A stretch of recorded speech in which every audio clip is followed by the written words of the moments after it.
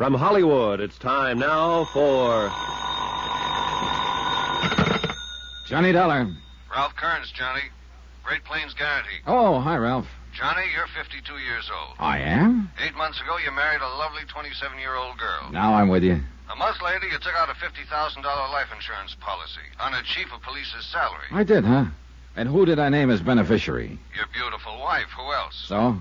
So, 3 days ago, you were shot to death. I had a feeling it wasn't going to last. And 24 hours later, your wife files a claim on the policy. My friends tried to warn me she was fast. Well, there's the setup. What do you think? The same thing you probably do. In that case, you got just 56 minutes to catch the plane. The town is Greensport, Missouri. And watch yourself. What do you mean? From what I hear, Johnny, it's a wide open town.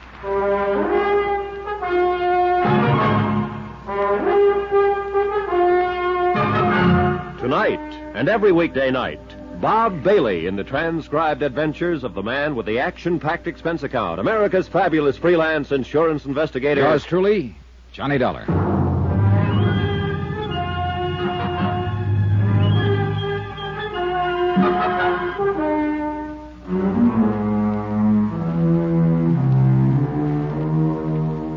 From Special Investigator Johnny Dollar to the Home Office, Great Plains Guarantee Company, Hartford, Connecticut. The following is an accounting of expenditures during my investigation of the Open Town matter. Item 1, $84.60, transportation and incidentals, Hartford to Greensport, and taxi to the Townhouse Hotel. I was hoping for a chance to shower and change, look around long enough to get my bearings, and then edge into the case gradually. But it didn't work out that way. The case was already there and waiting for me, right in the lobby of the hotel. All dressed up in a shiny black suit, squeaky black shoes, and a neater-than-neat little black bow tie. Oh, am I glad to see you, Mr. Dollar. Are you? Oh, indeedy, yes, I am. I just breathed a great big sigh. Relief, you know, when I heard you tell the clerk your name. That's how I know you're you, you know. You mean there's been some doubt? But of course you'll want to know I'm me, so I'll swear I had a card in one of these pockets. Well, maybe you could just tell me who you are, Mr. Potzer, Averill P. Potzer. I ought to have a card, though, to make it more official. Oh, never mind. I believe you. I must have given them all away. Don't worry, though. I'll get some more printed and see that you have one before you leave. Well, thanks a lot, Mr. Potts. And now, if you'll wait, excuse- Mr. Dollar. You'll want to talk to me, of course. Will I? Yes, I'm the agent here for the Great Plains Guarantee Company. I'm the one that sold that policy to the fellow that's dead. Oh, so that's it. Of course. He wasn't dead then, you understand. Oh, I'm glad to hear it. Feeling pretty lively, as a matter of fact, what with the new young wife and all that. I imagine so. But now just... Mr. Dollar, you've got to do something about that woman. Oh? Oh, she's driving me crazy. She wants her money, she says, $50,000, and she seems to think I'm carrying it around in my pocket. She's, kind of anxious, huh? I'll tell you how anxious. Chief Blake was shot about 2 a.m, and at 3 that afternoon, Marty, that's Mrs. Blake, was down at my office after a claim form. Yeah, I understand it was sent airmail special delivery. Well, she insisted on it, made me take it straight to the post office as soon as she'd signed it. Pretty cold-blooded about it, huh? Well, I've heard Marty Blake called a lot of different things in this town at different times, but never cold-blooded. You follow me? I think I'm ahead of you. You'll know what I mean, all right, when you meet her. I can hardly wait. Man, oh man, wow.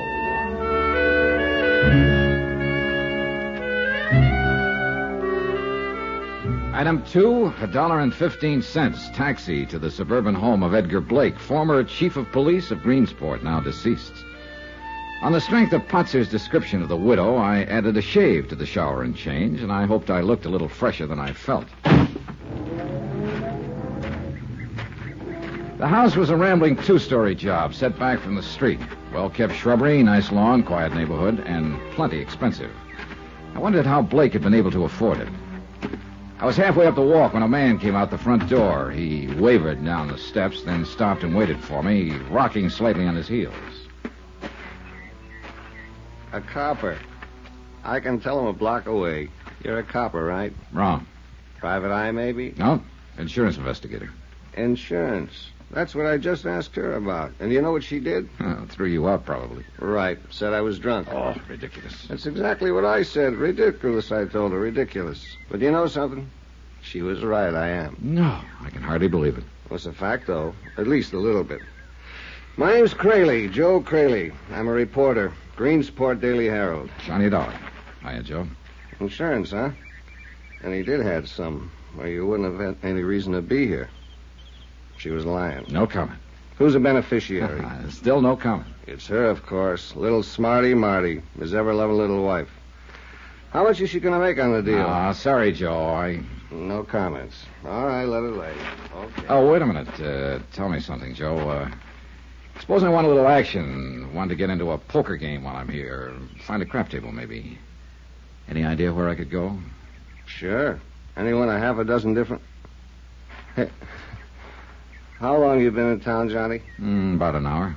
You wised up pretty fast, didn't you? I didn't know it was a secret. The town is wide open, isn't it? It is. But I wouldn't go around poking into things if I were you. A guy could get hurt, you see what I mean? Maybe a guy did get hurt. Blake, you mean? What makes you think so? Well, if somebody wanted to keep the rackets going, the police chief would be a natural target, wouldn't he? Not necessarily. Meaning? No comment. What was Blake's salary, Joe? $6,000 a year. On $6,000, he was living in a house like this? Wait till you see Marty. She's even more expensive. So that's why Greensport is wide open. The police chief was in. No comment. Well, he's out now, that's for sure. Joe, I'll probably be talking to you later, so... Yeah, do that. Just ask anybody. Joe Crayley, the alcoholic that works for the Herald. I'm always around somewhere.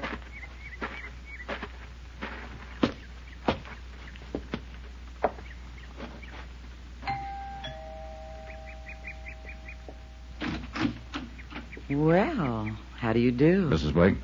Yes, what can I do? Johnny Dollar. I'm representing the insurance company. Oh, come in, Mr. Dollar. Thank you. Come this way. I'm a little surprised, really. I hardly expected them to pay off so promptly. Well, in that case, you won't be too disappointed. Disappointed? What do you mean? I mean, I didn't come here to pay you anything. Then why did you come?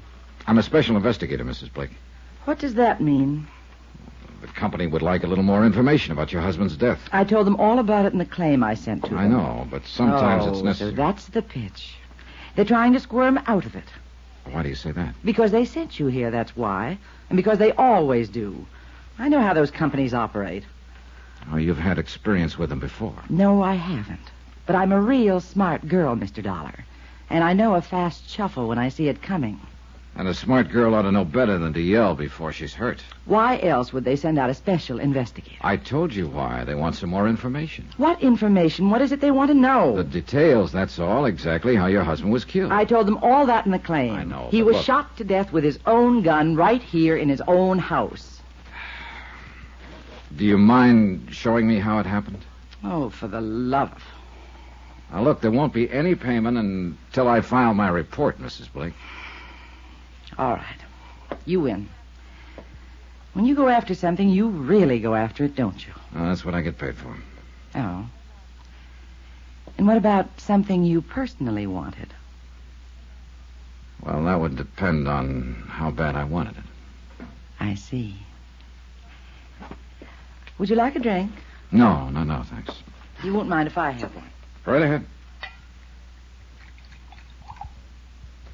Looking at you. Right.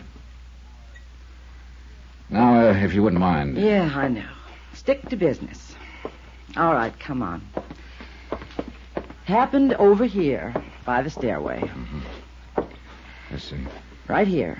This is where he fell. This is where he died. His gun was lying on the floor beside him. Middle of the night, wasn't it? About 2 a.m, we'd been asleep. Why did he come downstairs? I heard a noise of some kind. It woke me up. I shook Ed and told him about it, and he came down to see what it was. He was armed? No. His gun was there on the hall table by the front door. Is that where he usually left it? Yes. Whenever he came home, he always took it off and put it there on the table. Then anyone who knew him would probably know they could find it there. Yes, I suppose so. All right. So, what happened? Well, like I said, Ed went on downstairs, and I walked out of the bedroom into the hall. Were there any lights on? Well, not down here. I turned on the hall light upstairs. Did you hear your husband say anything? No, all I heard was the shots, 4 or 5 of them. Then I heard someone run out the front door. And what did you do? I called out to Ed, but he didn't answer. Then I ran downstairs and found him lying here, dead. Did you get a look at the prowler, or whoever it was? No, it was too dark. And he ran out as soon as he fired the shots. How did he get into the house? The detective said he forced the lock on the front door. I guess that was the sound that woke me up. And then he used a gun that was inside the house that he may or may not have known was inside the house. That's what the police figure. All right. What do you figure, Mrs. Blake? The same thing, I guess. I don't know any more about it than they do. Well, I thought you might have some theory of your own. I'll string along with them. Uh-huh. Just an accidental prowler who got panicky and snatched up a gun that happened to be lying around handy. I guess that's about it. Any idea at all who the prowler might have been? Of course not. Do you suppose it could have been somebody besides a prowler? Somebody who came here for the express purpose of murdering your husband? Oh. Ed had a lot of enemies, of course, because of his job, but... What about his friends, Mrs. Blake? What do you mean? Do you suppose one of his friends could have done it? I don't know what you're talking about. I've been admiring your watch. Real nice. Set in diamonds, emerald band. Must be worth around $2,000. Very nice. Well, thank you. And this house, the furniture, that car out there in the driveway. On a police chief's salary, Mrs. Blake. I wouldn't know anything about Ed's financial affairs. Who runs the rackets here in Greensport? What rackets, Mr. Dollar? Was your husband in on them? Sure you won't have that drink? All right, Mrs. Blake, play it your way. I thought the insurance company was probably convinced that I was the one who killed him. They're not convinced of anything yet. But they think I did it, don't they? No, but they think 24 hours is pretty fast for a grief-stricken widow to shoot a claim into the office. I am not grief-stricken, Mr. Dollar. So I've noticed. Do I have to be? Is there some clause in the policy? No, you don't have to be. You think I did it, don't you? I think there's a strong chance you did. Then I think you need a little straightening out. I'll listen. Why should I make it easy for you? Go see Dave Sherman. Talk to him. Dave Sherman? The city attorney. See what he says before you get all lathered up. See if he thinks I'm guilty. All right, I will. And then we'll talk. And if you're nice enough to me, maybe I'll even cooperate. You never know. Do you?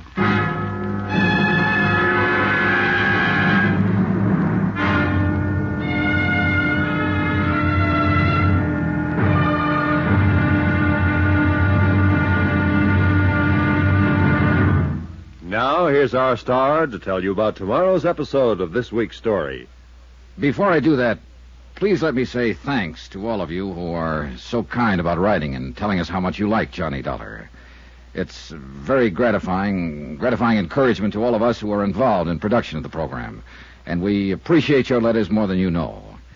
As always, I'll try to answer you promptly, but sometimes the mail does pile up. In any event, thanks. Thanks very much for writing. Tomorrow, a smash in the teeth opens things up and an airtight alibi gets air-conditioned. With bullets. Join us, won't you? Yours truly, Johnny Dollar.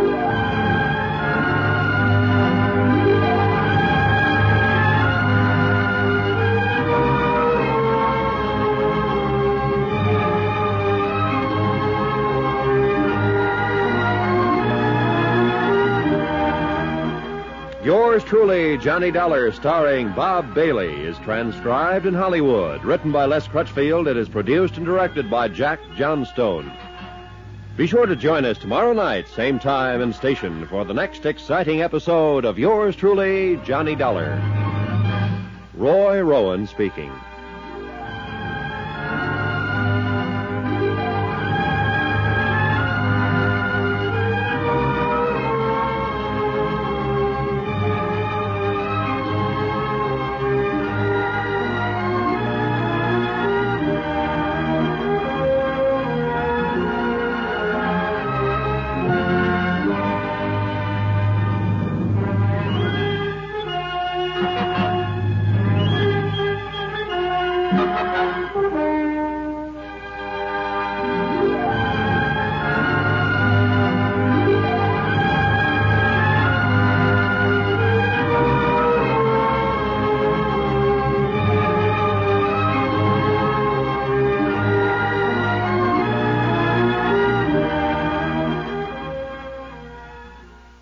From Hollywood, it's time now for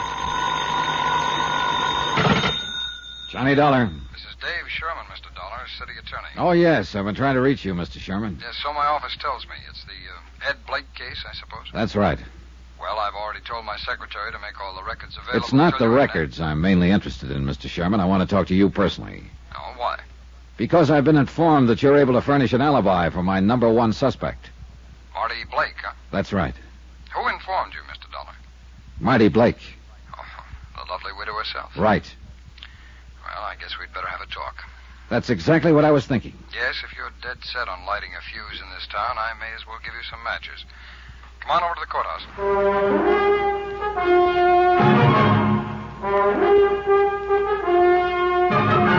Tonight and every weekday night, Bob Bailey in the transcribed adventures of the man with the action-packed expense account, America's fabulous freelance insurance investigator. Yours truly, Johnny Dollar.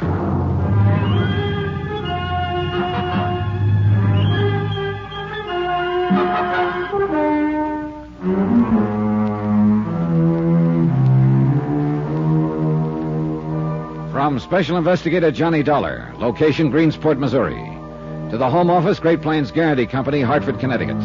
Assignment, the Open Town Matter. Expense account continued. Items 5 and 6, 70 cents. A copy of the Greensport Daily Herald and a taxi fare to City Hall. I opened the paper and glanced over the headlines. Murder of police chief still unsolved. City Attorney's Office claims new evidence. Mayor Lyons demands action. I could feel for the mayor. My client stood to lose $50,000, life insurance payable to the dead police chief's widow, Marty Blake. So I wanted action, too. And I was hoping to get it from City Attorney Dave Sherman. Come in, Mr. Dollar. I'll have a seat. Thanks. When did you get in town? Early this afternoon. And you've already met Marty Blake. Well, that figures. Yes, it does. Under the circumstances. Her husband has been killed. He carried $50,000 worth of insurance with my company. And Mrs. Blake filed her claim less than 24 hours after his death. So that's why you hot-footed it out here from Hartford, huh? Well, the company figured 24 hours was pretty fast action for a grief-stricken widow. No. I don't imagine Marty is grieving too much. No, she's not. She told me that herself. Marty's about 26 or 7. Ed Blake was in his 50s. Uh-huh. Money, maybe? Well, not until he met her. Then he started to make it. Fast. He had to. That's how Marty likes things. Fast. And then he married her. Well, then she married him. Mm. And now, 8 months later, she's a widow. With an insurance claim for $50,000. Well, she said she liked things fast. I know what you're thinking, Mr. Dollar, but you may as well back up and start all over. You're off on the wrong foot. Oh, how do you mean? This killing? Oh, sure, it worked out perfect for her, made to order. A man could build a pretty good case against her, especially with that 24-hour insurance claim. Yes, that would really cinch it with a jury. I pointed that out to her. Well, I figured as much. Would you mind telling me what happened? Well, her first move was to start turning on the charm. Well, that's one of the easiest things she does, if she thinks it might pay off. And after all, with $50,000 in the offing... Sure. Did she give you any of the details of the night it happened? It bored her to death to even talk about him. Uh-huh. And you thought she was putting on an act to maybe throw you off? What would you think? Oh, she wasn't, Mr. Dollar, any more than she was sorry that Ed Blake was murdered. Then she's pretty cold-blooded. Well, that's a moot question. Figuratively, yes, I suppose she is. See, she used to be a dancer. Never good enough to make the big time, so she had to, live by her wits and her charm. But you pointed out things that could look pretty black for her if the case ever got to court. That's right. Huh? What happened? She sent me to you. Why? So I could tell you she didn't kill him. Well, it adds up, Mr. Sherman. Yeah, I know. It was late at night, the two of them alone in the house. Her husband shot to death with his own gun. I know, Mr. Dollar, but not by her. Why not? That story about the mysterious prowler has been used before, over and over. Matter of fact, I broke one of them not 6 months ago. Mm-hmm. But in this case, it's true. How do you know? Because you were wrong on one point. They weren't alone in the house. Well, what do you mean? Who else was there? I was. Oh, I see. She's as pure as the driven snow. Well, at least so far as Blake's murder is concerned. Yeah, kind of a neat setup, isn't it? Huh? Instead of prosecuting attorney, you're the star witness for the defense. Yes, I suppose if it came to that, I'd have to be. I was there when it happened. So that's why she sent me to you, so I could hear it straight from the horse's mouth. That's about it. Well, she couldn't have a much better alibi than the city attorney himself. Thank you. Oh, she's in the clear, Mr. Dollar. How did you happen to be there at 2 o'clock in the morning? I was spending the night. Ed and I were planning to leave early on a fishing trip. Oh, I see. Like to tell me all about it? Certainly. We'd all gone to bed around midnight. It was a few minutes before 2 I woke up. I heard Marty and Ed out in the hall just outside my room. I opened my door, and just then Marty snapped on the hall lights. A second later, the shots blasted downstairs, 5 quick ones. Where was she standing at the time? By the door of a room not 10 feet away from me. So you see, Mr. Dollar, she couldn't have done it. So, that's that. She can thank her lucky stars you were there. Oh, Marty's always been lucky. Have you known her a long time? 3 or 4 years. Ever since she came here to Greensport. You and Blake were pretty good friends, I suppose, huh? No. No, as a matter of fact, we didn't have too much use for each other. Oh? Oh, I know it doesn't make sense, going fishing together and spending the night in his home, but... Well, I know what you're thinking, Mr. Dollar. Do you? Yes, you're thinking maybe I need an alibi as much as Marty does. Well, it is that kind of an alibi. It works equally well for either of you two. Yeah, only I don't need an alibi. Blake and I had our little differences, that's true, but they weren't serious enough to be a motive for killing him. Maybe Marty herself could be a motive. In what way? How old are you, Mr. Sherman? 33. Why? And Marty Blake is 27. And a beautiful girl. Her husband was around 52, I believe. Wrong guess again, Mr. Dollar. I've known her too long, and what's more important, I know her too well. Meaning? Well, sure, she's a knockout. I was nuts about her once. She's a summer night, wild honeysuckle and a handful of stars, but there's one great big catch to it. And that is? She's got a built-in jukebox, hidden way inside of her, and when you put in money, it plays real pretty music. When you don't, nothing. Ed Blake found out. And still went on putting in money? He liked the music. And that's why he got mixed up in the rackets. Police chief's salary wasn't... Well, Mr. Dollar, you do get around, don't you? Was Blake running them or just taking orders? Now, what makes you think there are any rackets here? Maybe it was just a guess. Oh, who told you about them? It's funny, I can't seem to remember at the moment. I just bet you can't. Suppose you answer my question, Mr. Sherman. Who's behind the rackets here in Greensport? Just a minute. Who did Blake get his orders from? Or was he the one who gave the orders? Wait a minute, Mr. Dollar. Just take it easy. Dave, I wonder if you'd mind going over that report on... Oh, sorry, I didn't know you had... No, that's all right, Will. Come on in. This is Johnny Dollar. Mr. Dollar, it's Mayor Lyons. Hello, Mr. Dollar? Mayor. Mr. Dollar's an insurance investigator, Will. He's here to look into Ed Blake's death. Terrible tragedy, Mr. Dollar. We'll appreciate all the help you can give us. Well, so far, Mayor, I'm afraid that doesn't amount to very much. The only theory I had just blew up in my face. Oh? What was this theory? Well, Mr. Dollar suspected Marty Blake of the killing. Well, Dave, didn't you tell him that you Yes, he told me, Mayor. That's when it blew up in my face. Well, at various times in the past, Mrs. Blake might have been, as one might say, a bit indiscreet. But to consider her capable of cold-blooded murder is utterly unthinkable, sir. Particularly when she was standing just 10 feet away from the city attorney at the time.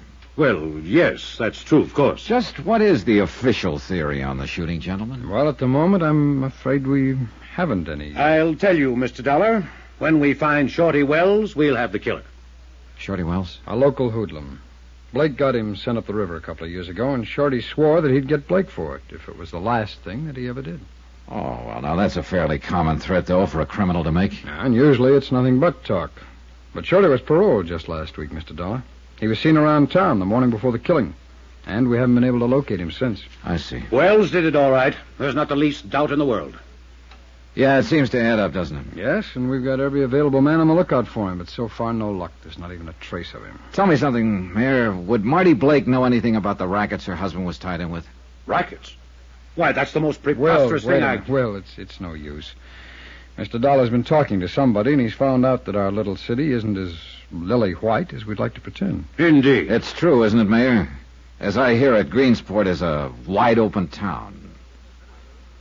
May as well admit it, Will. He knows it already. There's no point in trying to lie about it. All right. It's true, Mr. Dollar. But it's not wide open, as you put it. But there are rackets, as unpleasant as it may be to admit it. Do you have any idea who's back of them? I wish to heaven I did. What about you, Mr. Sherman? Well, if I had an idea strong enough to talk about, I'd be talking about it in court. What about this Shorty Wells? Was he in on them before Blake sent him to prison? Yes, supposedly, but he wouldn't spill a word about the setup at his trial. Afraid to, maybe, huh? Probably. Wells is the key to this whole thing, Mr. Dollar. The rackets as well as the killing. Find Shorty Wells, and we can wrap this thing up in 10 minutes. Then I guess we better find him.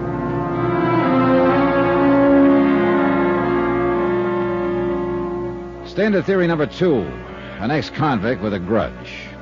Number 1, young pretty wife, middle-aged husband, big insurance policy hadn't panned out too well. And I wasn't too sold on the second one. It was just too pat somehow. And the fact that Shorty Wells was missing didn't mean much. If I were an ex-con just out of prison and had threatened a man who was later murdered, I'd be missing too. And yet the pat answer was sometimes the right one. The case was still like the town itself, wide open. I walked out of City Hall, started down the sidewalk toward the taxi stand. I didn't know what move to try next. Technically, of course, I was out of it. Since the beneficiary had an ironclad alibi, she'd get paid regardless of who actually did kill Blake. I didn't pay any attention to the horn the first time, but when it sounded again, I turned to look. She was parked at the curb a few yards away. Marty Blake. I've been waiting for you, Johnny. Have you? Yes. I wanted to talk to you. You didn't earlier. Well, I guess you just rubbed me the wrong way. You weren't very nice to me, you know. Sorry. You've talked to Dave Sherman, I suppose. Yeah. Yep. He gives you an airtight alibi. Why didn't you tell me he was there that night when I talked with you this afternoon? I might have. If you'd been nicer to me. Oh, I see. You'd have checked it with him anyway. Yeah, I suppose I would have at that. Well, now that you know I'm not a murderess, maybe we can get to be friends, Johnny. You think so? You're still not being very nice. I am always politely respectful toward new widows, Mrs. Blake. At least until after the first week. I told you I didn't care about Ed. Who do you care about, besides yourself? Shorty Wells, by any chance? Shorty Wells?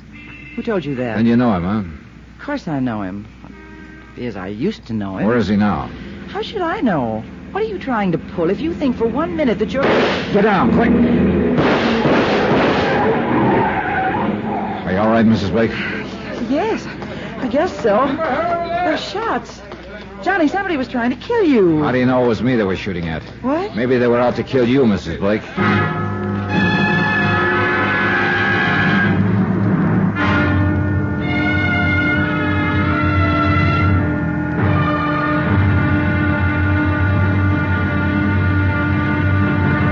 Now, here's our star to tell you about tomorrow's episode of this week's story. Tomorrow, an old flame and a new one, and 2 men get burned.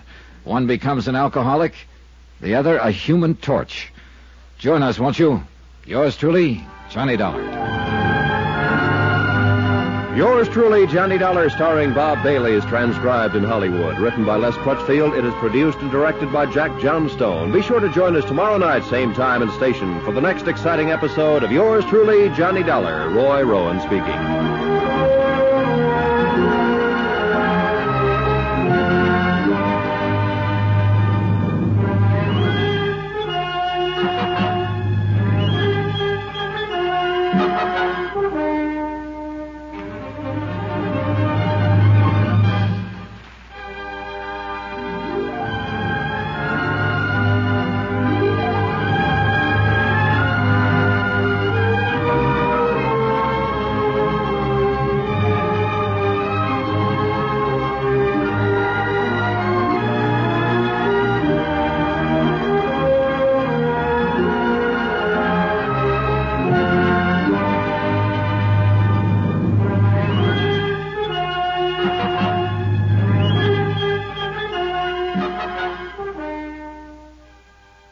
From Hollywood, it's time now for...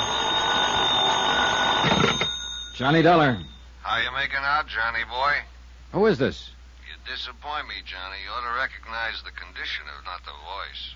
Joe Crayley?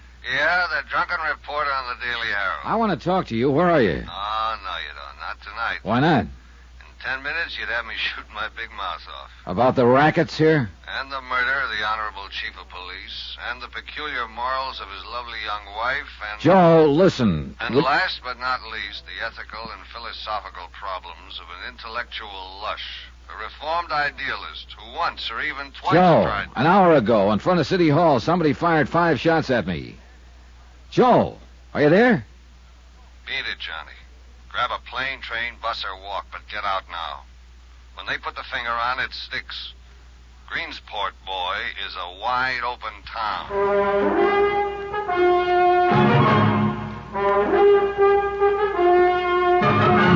Tonight and every weekday night, Bob Bailey in the transcribed adventures of the man with the action-packed expense account, America's fabulous freelance insurance investigator. Yours truly, Johnny Dollar.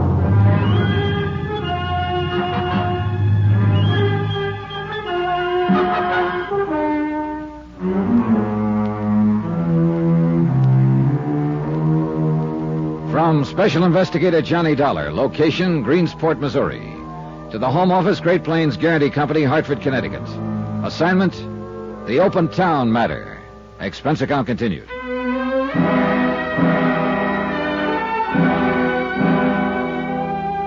Item 7, $1.85, taxi to the home of the mayor of Greensport, Will Lyons. I'd decided to go straight to headquarters, so to speak. Joe Crayley, professional reporter and semi-pro drunk, might have been able to help, but I didn't know where to find him. So far, I had a lot of questions, no answers. Police Chief Ed Blake had been shot to death in his own home with his own gun. His young widow, Marty, and City Attorney Dave Sherman had been present and both told the same story, mysterious prowler. Supposedly, the prowler was Shorty Wells, an ex-convict with a grudge against the murdered chief. But Shorty was missing, and the case was at a standstill.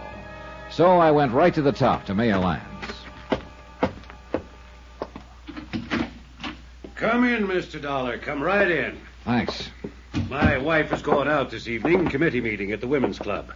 We can talk here in the library, if you don't mind. All right, fine. Take a chair there. Yeah, well, Mr. Dollar, I will say it's a pleasure to see you safe and sound. Oh, you heard about the shooting, then? I heard the shots from my office. Then the acting chief of police phoned me a few minutes later.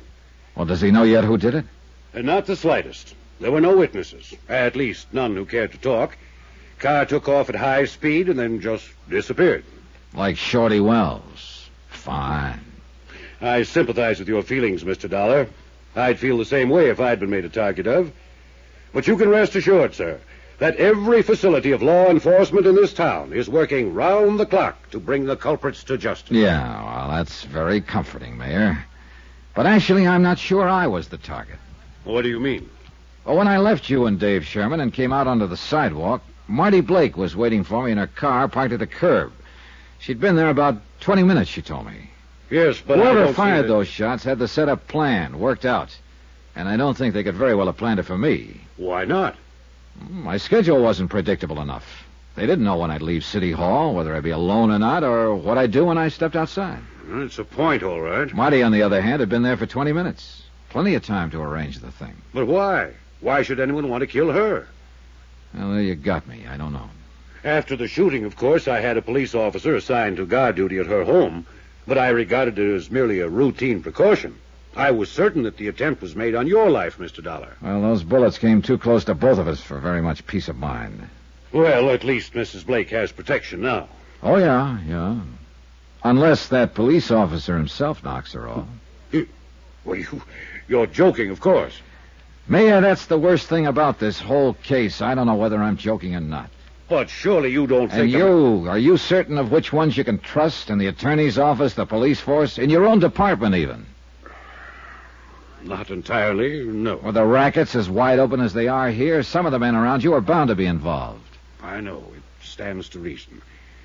Every raid we've ever attempted has been tipped off before we even got started. Blake tried while he was alive. Dave Sherman tried.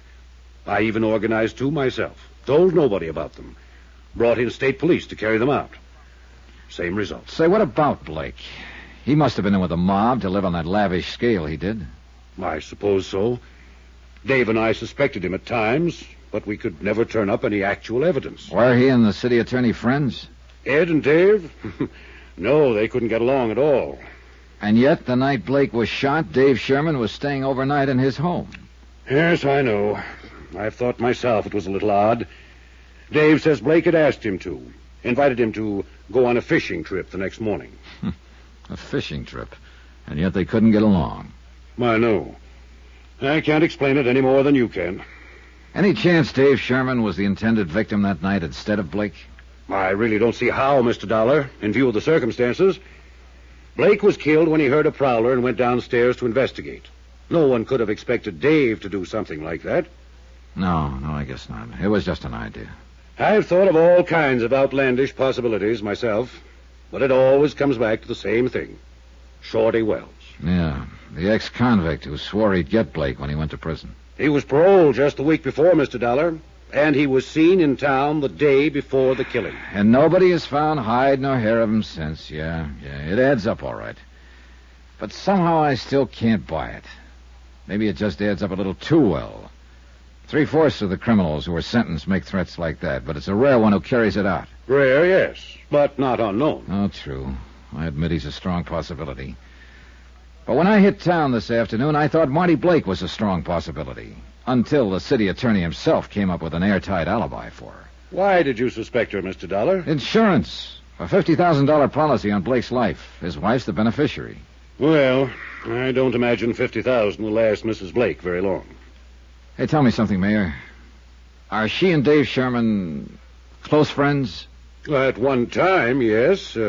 In fact, Dave was pretty serious about her. But after she married Blake last year, Dave turned against her completely. I see. I don't think he'd risk an alibi for her out of friendship, if that's what you're thinking. Oh, I don't know exactly what I'm thinking. Mostly I'm just guessing. I've been doing that 2 years now, Mr. Dollar. Guessing, figuring, trying to spot the leader behind these rackets. Not knowing which officials I could trust. Mayor, is Dave Sherman one of those you can trust? I'm not sure.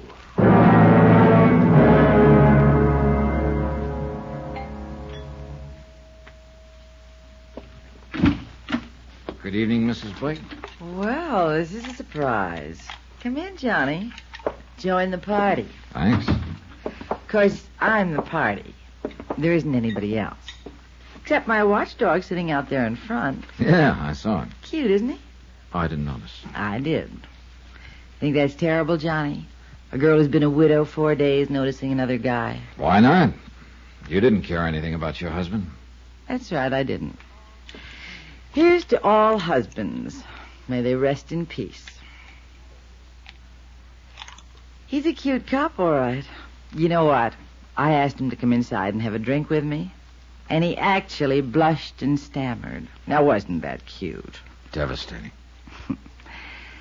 Would you blush and stammer, Johnny? No, I'd take the drink. Which I will, by the way, if you don't mind. Here. Make me another one, too. All right. What's the reason for this one-woman celebration, Mrs. Blake? I said, what's the... I heard you. And you can call me Marty if you want me to answer you. All right, Marty. Why the lonesome gal routine? It's not so lonesome now, Johnny. Oh. Here's your drink. Here's to getting shot at. Shot at how, Marty? Like we were this afternoon? Or like your husband? Everybody can't be lucky. Maybe Ed just didn't live right. Well, he's not living anyway now. I'll bet you know how to live, Johnny. Oh, sure. I got a system. Tell me about it. Well, the first thing I do is hook up with the rackets so I can buy my wife lots of expensive gifts. Why don't you lay off that stuff? Why don't you try being nice for a change? Well, that's not part of my system. Look, I didn't kill him. You know that now. So why don't you relax and be human? Oh, the last time I relaxed around you, I caught the breeze off of 5 bullets. You're breathing, aren't you? I might not be, if they'd been after me instead of you. So you're still on that kick? Oh, it figures, Marty. I'm no threat to anybody, not yet. I don't know enough about this mess. And you're saying I do, I suppose. I think so. Now, who'd want to get you out of the way, Marty? To keep you from talking, maybe. Don't you ever give up. All right, tell me this.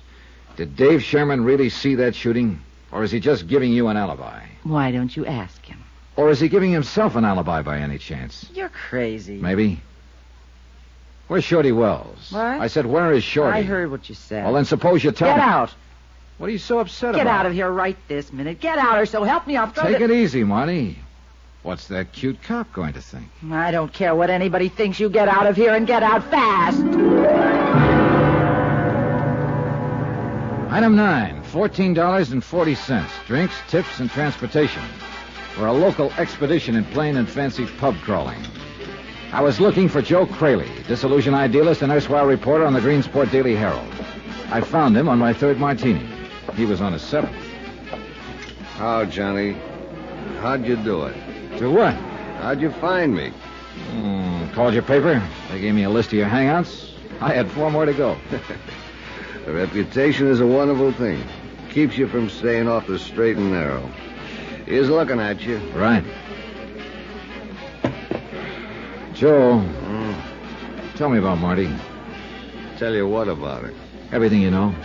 What for? She's got an alibi. Oh, yeah, I know all about it. But you still won't give up. Well, she hates champagne, but she always orders it.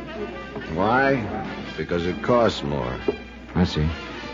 She's every man's dream, Johnny. A pink and gold doll in spangled tights, and she's a 4-star tramp. She's an ex-dancer, isn't she? She's an ex-lot of things. Ex-girlfriend of Shorty Wells. Ex-girlfriend... Girlfriend of Shorty Wells. Sure. Ed Blake took her away from him. That's why Shorty threatened to kill him. Said Blake was framing him. Maybe he was. I don't know.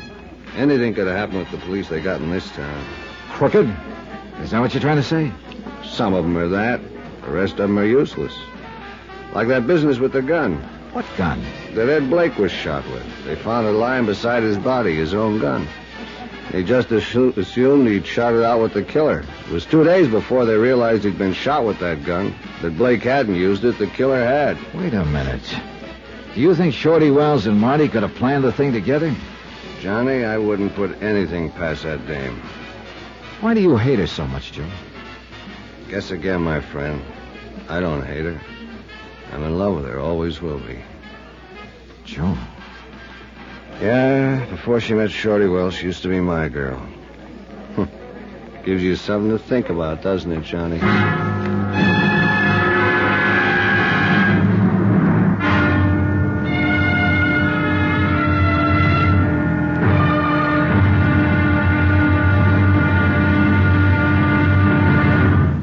Now, here's our star to tell you about tomorrow's episode of this week's story. Tomorrow, a man with a gun, desperate, faces a blazing inferno and gambles his life. Join us, won't you? Yours truly, Johnny Dollar.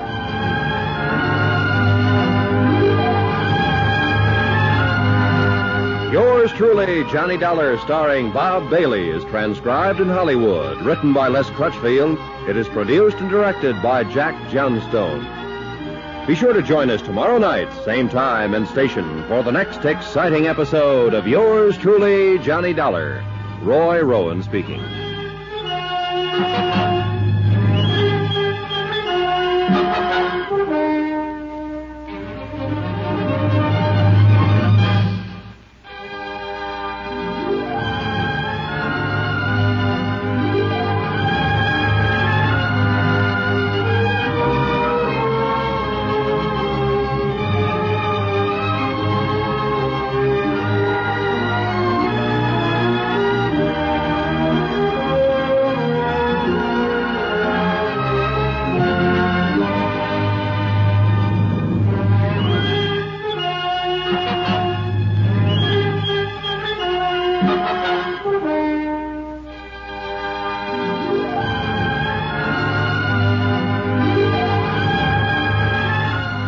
From Hollywood, it's time now for... Johnny Dollar. Hello? Hello. Johnny? Yeah, who's calling? Hello? Hang on a second, Johnny. Look, what the devil... Is that you, Joe? Joe. Sorry to keep you waiting, Johnny. I was trying to get all the dope on another phone. What dope? And how did you sober up so fast? There's a big story breaking, boy, and lush or not, I'm still a reporter. Then go somewhere and report. I'm going to bed. You want to bet? Now, look, Joe. Nobody sleeps in Greensport, Johnny. It's a wide-open town. Rackets, shootings, a murdered police chief with a lovely widow. Sure, fine. So what's the big story? A fire, boy. House burning down. Flames 50 feet high. 3 alarms. Put your clothes on and let's get going. You get going. The only big story I'll be interested in is when Marty Blake is charged with murder. Johnny, that's where the fire is. At Marty Blake's.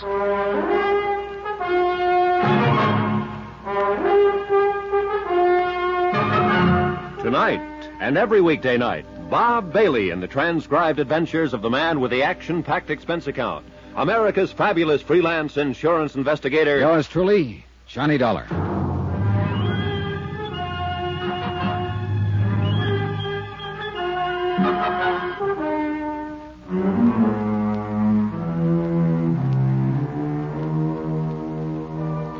From Special Investigator Johnny Dollar, location Greensport, Missouri. To the Home Office, Great Plains Guarantee Company, Hartford, Connecticut. Assignment, the Open Town Matter. Expense account continued. Item 10, $1.50 for a breakneck taxi ride to Marty Blake's home. Its location marked against the night sky by a pillar of flame visible for a mile. The fire didn't make sense, so it fit in nicely with the rest of the case. None of it made sense.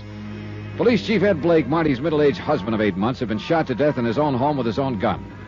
And less than 24 hours later, Marty had filed claim on his $50,000 life insurance policy. She didn't love him and admitted it. Good case. Except for one thing. The city attorney himself was present at the time of the shooting and backed up Marty's story of a mysterious prowler, supposedly ex-convict Shorty Wells. But Shorty was missing, and the whole thing was just a little too convenient, too pat, especially in a wide-open town.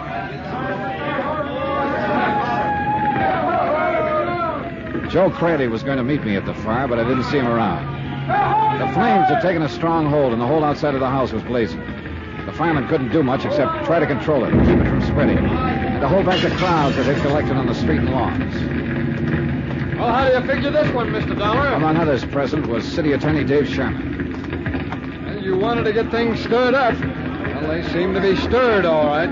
Were you here when this happened, Mr. Sherman? No, this time I'm not a witness for the defense. I arrived after the fire engine. Yeah? What about Marty? She's all right. She got out before it really caught. Sitting over there in my car. Then she was here when it started. Yeah. Alone? Well, so it seems. But there was a police officer on guard Oh, earlier. I thought you meant alone in the house. Now, he was out here in front. First thing he knew, flames were breaking out of the windows, and then Marty came running out of the house. No one had arrived or left? Well, not that he saw. Well, you're still trying to tag her, huh? Oh, I'm trying to tag whoever is guilty. She figures, that's all. Not on the shooting. No, not with the alibi you've given her. Mr. Dollar, look. She was standing 10 feet away from me in the second-floor hall when Ed Blake was shot to death in the dark downstairs. Now, that is not an alibi. It is a fact. Oh, yeah, sure, I know. Unless, of course, I'm lying. All right, are you? Why?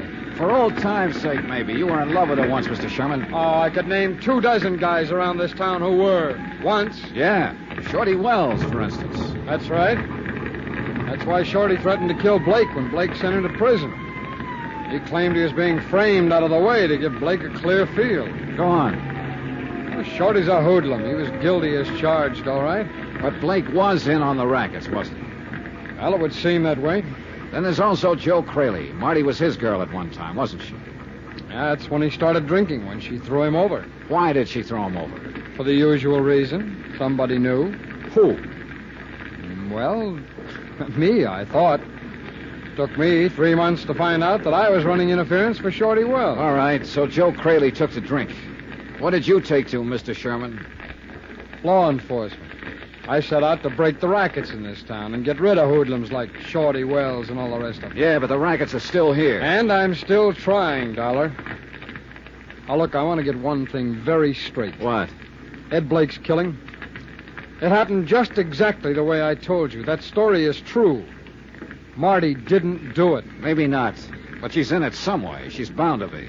Well, that's something I wouldn't know. Everywhere you turn in this case, you keep hearing about Marty Blake. Marty Blake. She's the one link that ties everything together. Well, maybe. That fire there, what's the story on that? Well, why don't you ask her? I left him standing there, staring into the fire. Staring into his own past, maybe. I didn't know. To me, it was still a puzzle, a question mark. And I didn't have the answer to him. Not much else, in fact. If he was telling the truth, Marty Blake couldn't have killed her husband. And so far, at least, there was nothing to show he was lying. I pushed on through the crowd of spectators, the thrill-seekers, the morbidly curious, followers of fire engines, and walked toward Sherman's car. Marty was sitting there alone, subdued for once and quiet. And she looked scared. Hello, Johnny. Get in and sit with me. All right.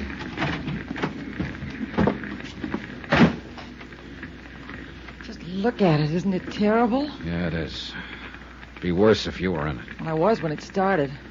Just how did it start? I don't know. I think you were right, Johnny, about that shooting in front of the city hall. Oh? I think it was me they were after, not you. Now they've tried again. Possible.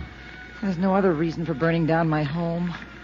Who do you mean by they, Marty? Who? I don't know.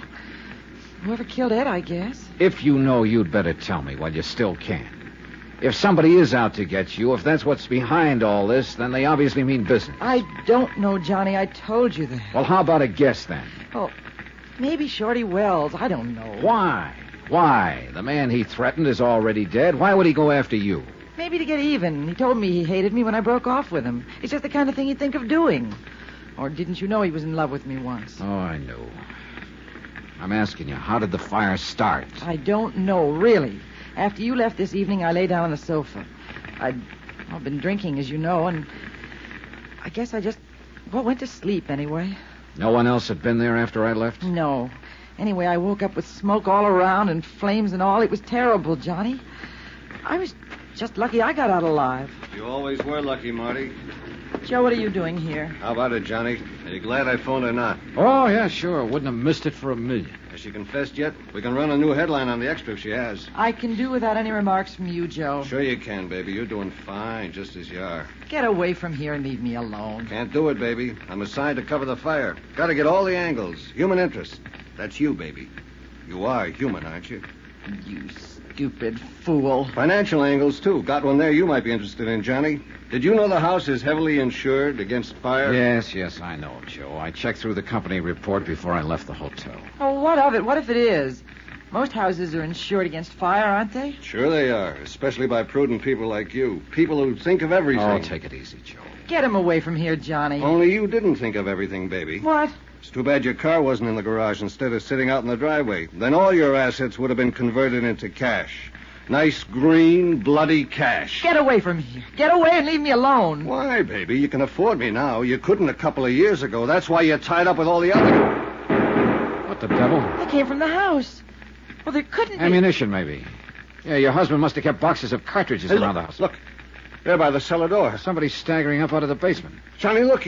He's got a gun in his hand. It can't be. He's fallen down on the ground. Come on, Joe. Yep. Oh, man. When the dam breaks, everything goes. How could anybody come out of that thing alive? We Greensporters are tough cookies, Johnny. Lucky, apparently. He's passed out cold. Another minute and he wouldn't have made it. His clothes are smoldering there. Yeah. Let's turn him over and get that coat off. Right. Easy now. All right. Oh, good Lord. What's the matter? This is the boy everybody in town has been looking for. Shorty Wells. Room 604. Greensport City Hospital. Time, midnight. The time when the pulse of living starts to slow down.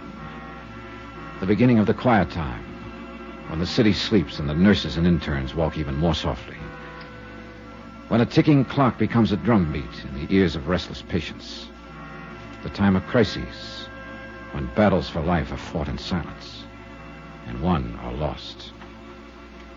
A battle like that was being fought in 604, witnessed at the moment by myself and City Attorney Dave Sherman.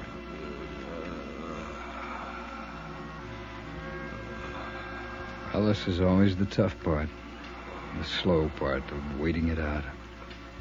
Maybe a long wait, Mr. Sherman. Nearly 3 hours, and he still hasn't regained consciousness. You know, I can't understand where he's been hiding out since Blake was shot. Yeah, well, it's hard to tell. I've turned this town upside down, I tell you. I just can't understand it. Oh, I can't understand a lot of things. It's just another one of a lot of things about this case that are hard to figure out. Well, it's tied up with the rackets, that's what I'm sure of. I'm not sure of anything about this mess. Yes, if we could just tag the person behind them, we could wrap it up. If we could only... Oh, excuse me. I'll get it. Dave Sherman speaking. Oh, yes, Mayor. Oh, Dr. Morton says he may hang on for a day or two, but as far as pulling through it, he hasn't got much chance. Oh, he hasn't been conscious at all yet. Yes, I'll keep in touch. I'll let you know the minute there's All right, Mayor. Good night. Mayor Lyons, huh? Yeah. He's a real fuss budget sometimes. You gotta go to bed and... Wait a second. Hey, he's trying to talk. No. False alarm again. Dollar, do you think he started that fire? Oh, I don't know. If he did, he got caught in his own trap. I just can't figure what he'd hope to gain by doing Hi, anything. Johnny. Dave. Hi. Has he been able to talk yet? Not yet, Joe. Get your story found? Just under the wire. Of course, it consisted mainly of questions. Well, Shorty Wells has the answers. If he were only able to give them out. I can't figure him firing those shots, Johnny. I can't either. He fired them before he came out of the blaze. He apparently wasn't trying to shoot anyone. He couldn't even see anyone the way he's burned. I'm afraid all we can do is wait. At least we'll know the whole story once he's able to talk. Suppose he never is able. Well, He's the only lead we've had. And he's the only one we've got now. The whole case is lying right there on that bed. If Shorty Wells dies without regaining consciousness, then we can drop it and forget it. Because we're beat.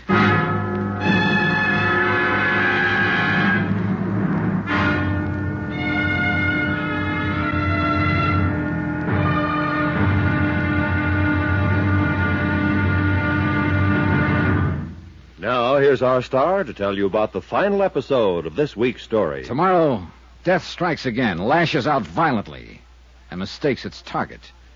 And a wide-open town blows sky high. Join us, won't you? Yours truly, Johnny Dollar.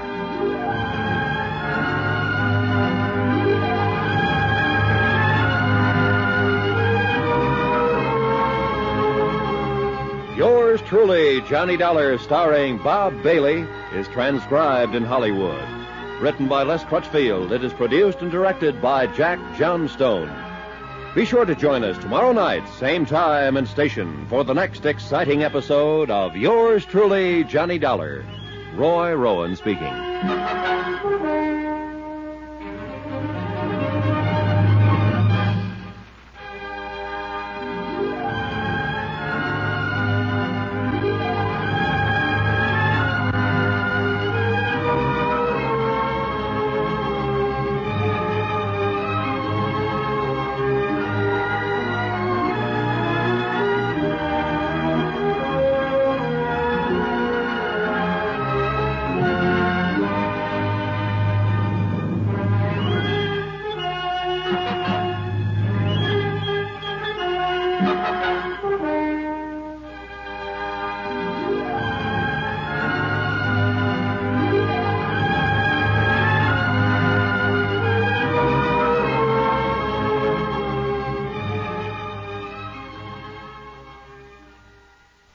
From Hollywood, it's time now for... Johnny Dollar. It's me, Johnny. Marty? Yeah, how is he? All about the same. Dr. Morton just gave him another transfusion. Has he been able to say anything yet? He hasn't even been conscious. Why, Marty? Well, who's there with you? Joe Crayley and the city attorney. Look, Johnny, I've got to talk to you right away. All right, go ahead and talk. No, not on the phone. All right, it's room 604, City Hospital. Come on over. Not with them there. Why don't you come meet me? Because Shorty Wells is the key to this whole case. If he's able to talk before he dies, I want to be here to listen. Suppose I tell you I'm ready to talk, Johnny. Are you telling me? I'm in an all-night lunchroom right across the street from the hospital. Can you come over here? All right, Marty. I'll gamble with you. Be there in 5 minutes.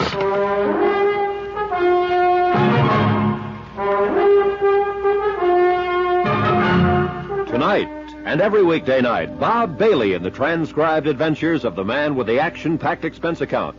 America's fabulous freelance insurance investigator. Yours truly, Johnny Dollar.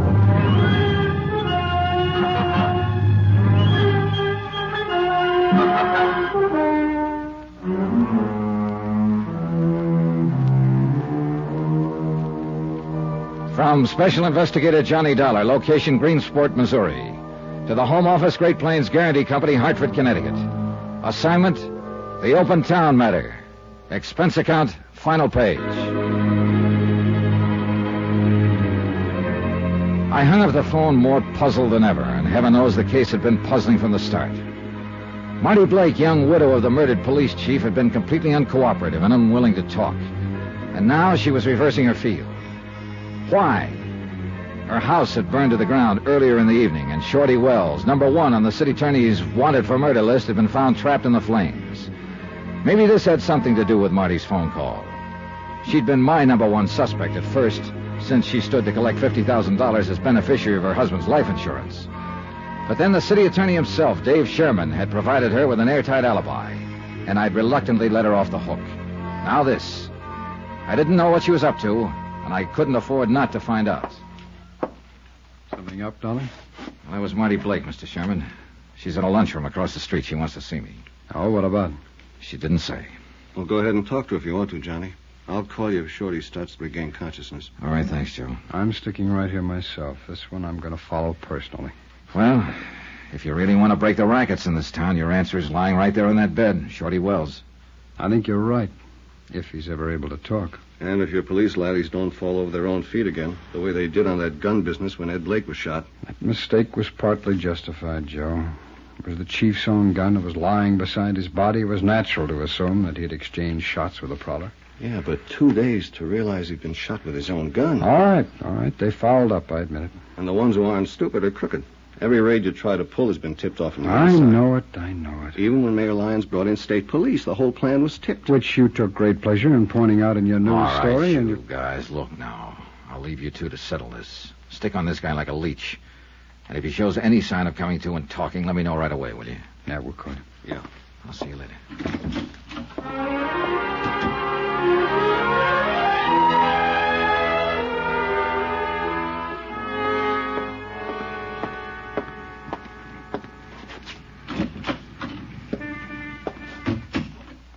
Back here in the booth, Johnny.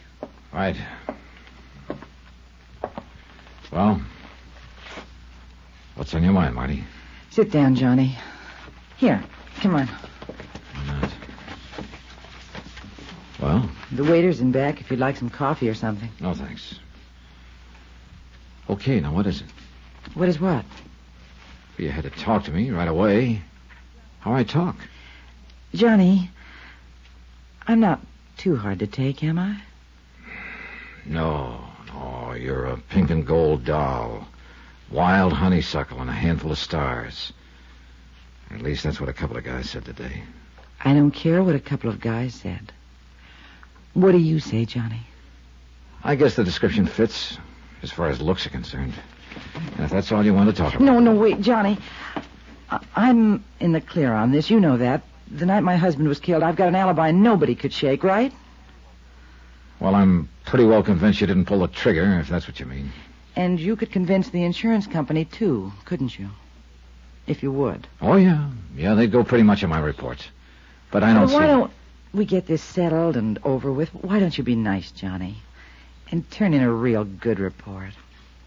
Oh, so that's the pitch. Well, it's not a pitch. I didn't do it, so why can't you tell them so? Why don't we get some more answers first to a lot of questions? Explain a few odd angles, maybe. Like what? Like the fact that you heard the noise and woke up, that you sent your husband downstairs, that you turned on the light behind him and made him a perfect target for whoever held the gun. Johnny, Like the fact that you filed your insurance claim less than 24 hours after your husband was killed. Suppose we hear what Shorty Wells has to say before I make any report. What if Shorty dies without talking? Well, in that case, I guess you will be in the clear. Because right now, he's the only lead I've got. Now, if you'll excuse me. Johnny, make that report. Make it now. Sorry. I'll give you $10,000 out of the insurance. Ooh, you are anxious, aren't you? I just want to get it settled. Sit down, Johnny, and let's talk Johnny. about it. Yeah, Joe, what is it? Fireman I know just came by the hospital, Johnny. They found out why Shorty fired those shots just before he ran out of the blazing house. Why? That cellar door was padlocked on the outside. He had to shoot the lock off to get out. Then he probably didn't set the fire after all. Not if he was locked in the basement. What about that, Marty? Was he the one who was supposed to die in the fire? If he was hiding out in my cellar, I didn't know anything about it. Just another one of those odd angles, huh? Oh, stop it. Johnny, by the way, what you want to see me about? See about, what do you mean? Oh, yeah, the nurse said you phoned the hospital. Said you wanted me to meet you here. You mean you didn't? Come on, Joe, let's get back there.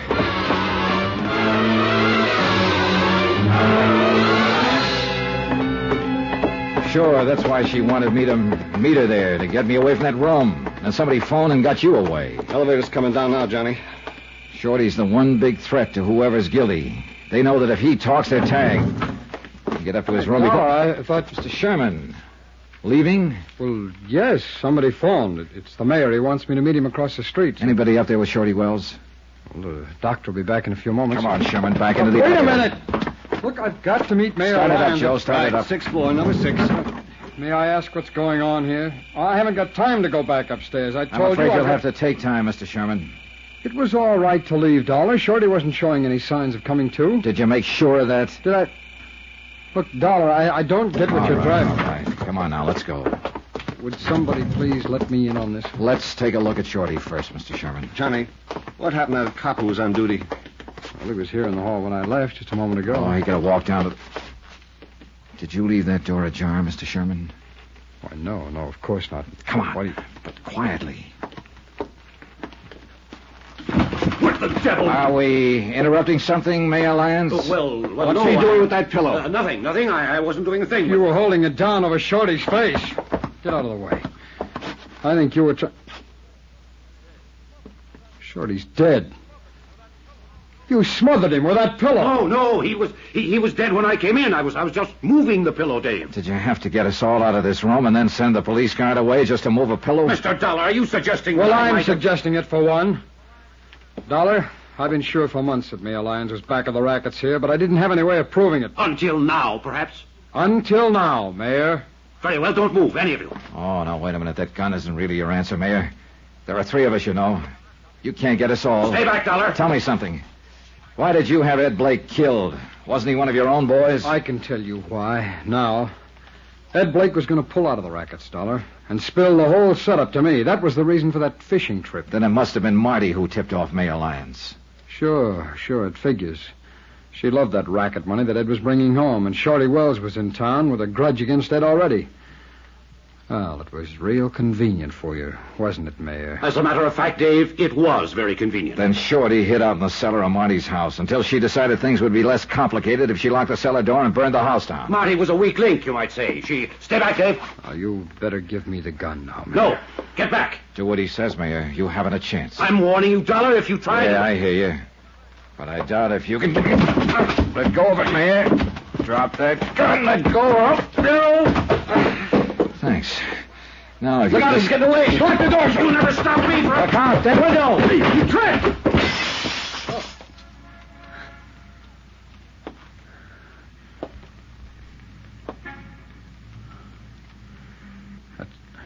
That's 6 floors down. Yeah. Well, he got out of being prosecuted. As a matter of fact, there's nobody left to prosecute. You want a bet?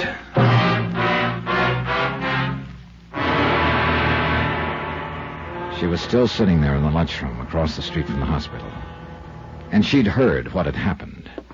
I knew it the second Dave and I walked in, from the half-smile of triumph on her face, and from the way she greeted me. Too bad, Johnny. You should have taken my offer because I don't need your help now. Your company's going to have to pay off. I'm really in the clear now. You are, huh? And poor Dave, with nobody left to prosecute. He still has you, Marty. Accomplice to your husband's murder. Johnny. Shorty died without talking. Mayor Lyons is dead. No witnesses, no case. Sorry, Marty. There is a witness. Oh? Who? You. What are you talking about? What's that paper? Well, you intended it to be an insurance claim. But actually, it's more of a confession. Signed and witnessed. What? You were over-anxious, Marty. And you filled it out in complete detail. It says, "We found my husband's body at the foot of the stairs. That's right. That he'd been shot and killed with his own gun." Well, it's true, isn't it? That's what happened. Yeah. But this claim was in the main office of the insurance company less than 24 hours after your husband was killed. The police didn't find out he'd been shot with his own gun until 2 days later. Real neat confession, huh, Marty?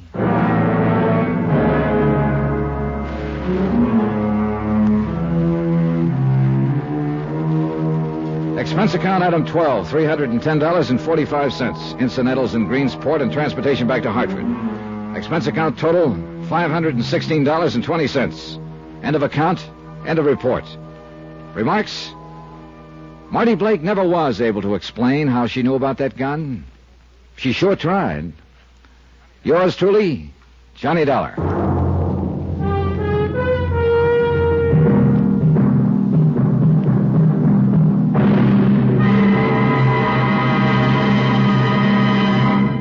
Now, here's our star to tell you about next week's story. Before I do that, please let me say thanks to all of you who are so kind about writing and telling us how much you like Johnny Dollar. It's a very gratifying experience. It's encouragement to all of us who are involved in production of the program. And, well, we appreciate your letters more than you know. As always, I'll try to answer you promptly, but sometimes the mail does pile up. In any event, thanks. Thanks very much for writing. Next week, a yacht that wasn't there and a man who wasn't there. They never were, but that's where I found them. Join us, won't you? Yours truly, Johnny Dollar.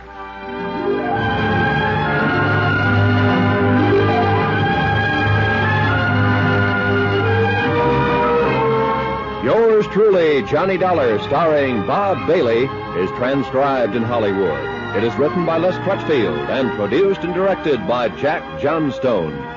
Heard in this week's cast were Gene Tatum, Paul Dubov, Joseph Kearns, Stacey Harris, and Russell Thorson. Musical supervision by Amerigo Marino. Be sure to join us on Monday night, same time and station, for another exciting story of Yours truly, Johnny Dollar. Roy Rowan speaking.